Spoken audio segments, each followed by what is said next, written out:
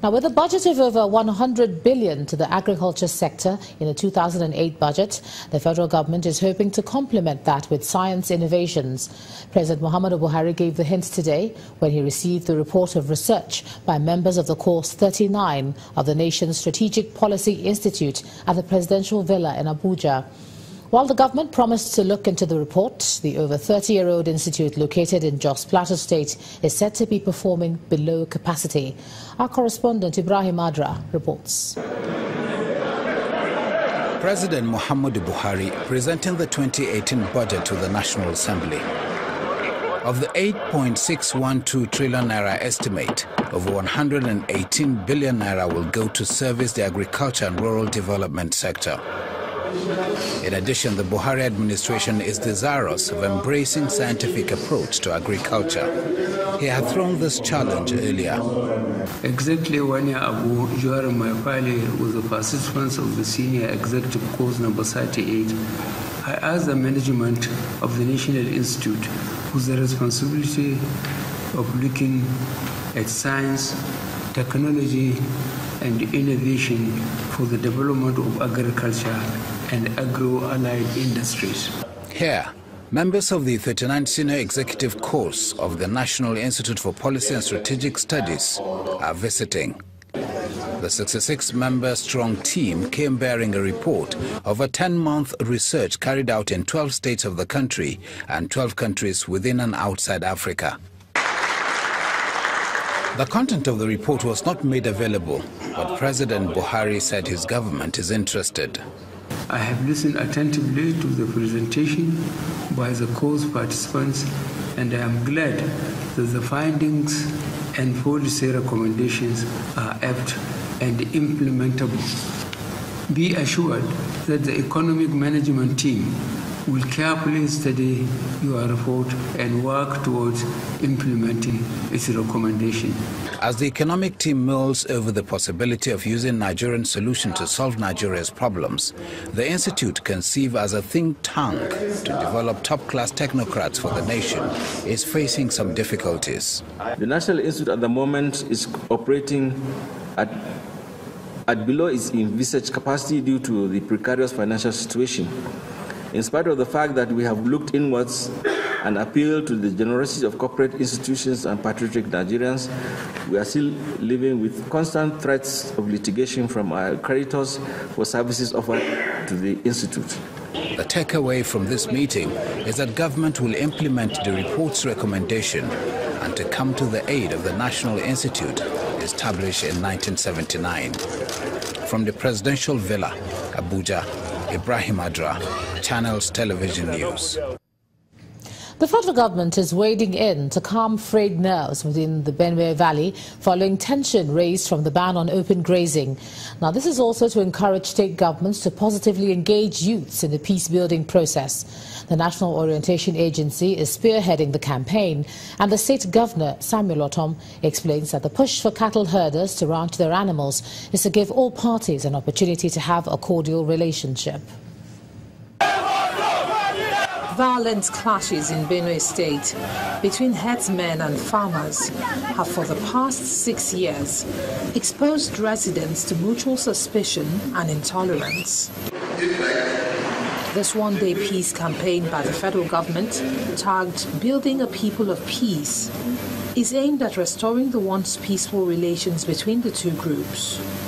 When animal keepers and farmers had existed for this very long number of years, and peacefully, and had developed their own mechanism on settling their own dispute over these years, what is it that has come over in the last few years that has now destroyed all those long history of peaceful coexistence? The Benue State Governor's representative, who is the Commissioner for Information, believes the ban on open grazing is a panacea. For us in Benue, agriculture is our honeypot.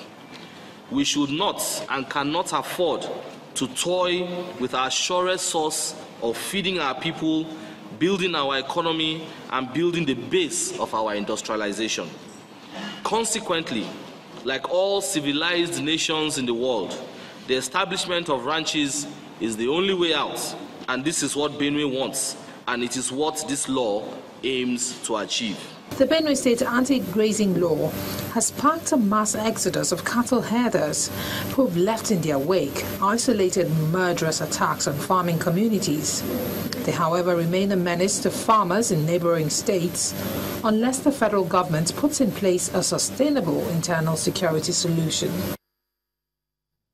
The campaign against cultism, drug abuse and cybercrime is again gathering steam as the National Association of Nigerian Students joins the rest of the world to mark the 2017 International Students' Day in Abuja. The students are asking for better funding of the education sector and an increase in the annual budgetary allocation as well.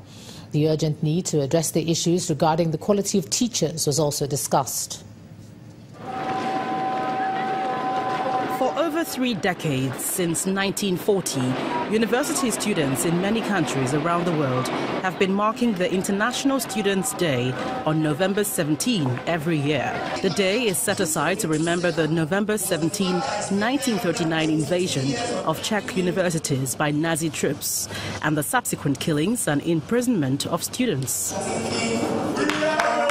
The focus for this year, however, is on the need for students to shun social vices such as drug abuse, cultism, as well as support government's efforts towards ridding the education sector of incompetent teachers. We are told that in Kaduna, the primary 4 test was given to a primary 4 teacher, and the teacher failed it. So can you imagine the quality of education that the children will be receiving in that institution? And therefore, anybody that is fighting against poor quality of education in this country, you should raise your voice to support that person. We have visited various campuses and we've seen ways and manners in which our students behave. Majority of our students today are drug addicts. They've excessively abused drugs. We call on you, we appeal to you, beg the government of this country to take this issue as a matter of importance. Other guests at the event also used the occasion to advocate the need to scale up the national annual budget for the education sector. UNESCO proposed that every developing country should have at least 25% of our budget, for education. But unfortunately, that's not the case in Nigeria. So what we are saying is that for us to have real development, there's a need for federal government to commit more to education. The quality of education in Nigeria over the years has continued to experience a reduction. We have to go outside Nigeria to look for better education. Then the need for we, the students, to look at the problem from the source and be able to provide a solution to it. The call for quality education in Nigeria cannot be overemphasized, just as educationists insist that there is an urgent need to also intensify the campaign against social vices on campuses. Staying with education matters, students of Rufus Giwa Polytechnic Owo in Ondo State have staged a peaceful protest against the decision of lecturers in the school to join the ongoing nationwide strike embarked on by the Academic Staff Union of Polytechnics. The students believe that the strike is unnecessary because the institution just resumed from an internal strike. But the chairman of the Polytechnics chapter of ASUP insists that they have no choice but to obey the order from the national body.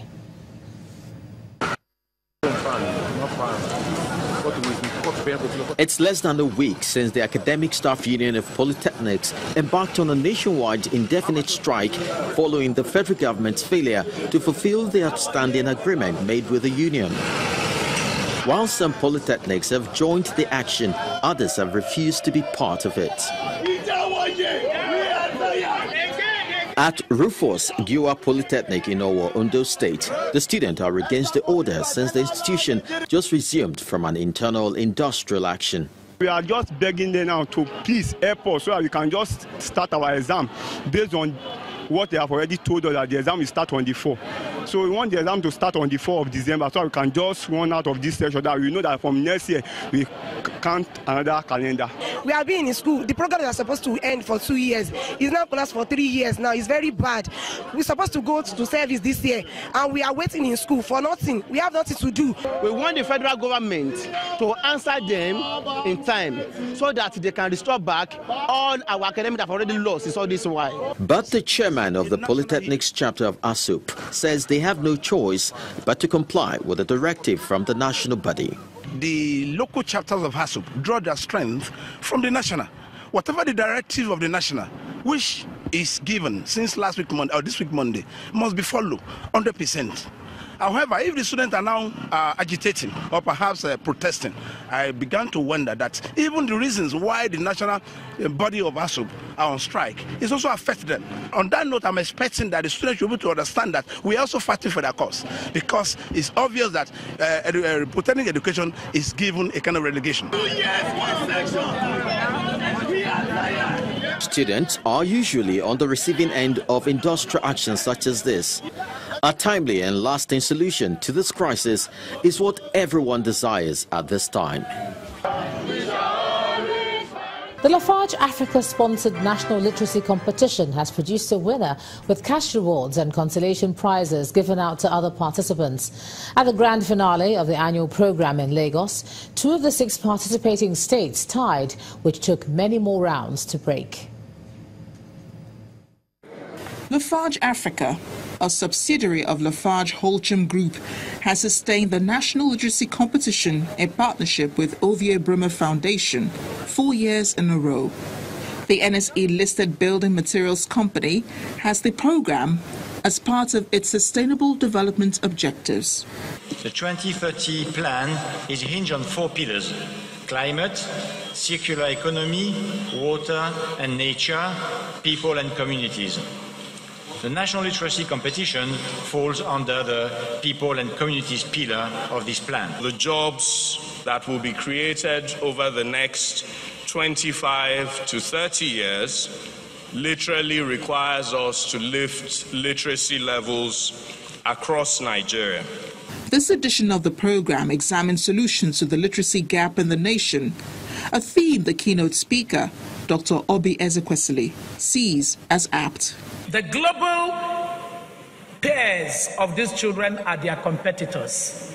And so, since Lafarge is starting them off on the knowledge of competitiveness, I imagine that competitiveness and productivity will be values that will replace ignoble wealth that has been a curse upon our nation for their own generation. The competition has 3 parts: essay writing, summary writing, and spelling bees, with contestants drawn from 6 states of the Federation. Correct. A tie between Kano and Ondo states results in another runoff contest. We have another tie again. While Edo State wins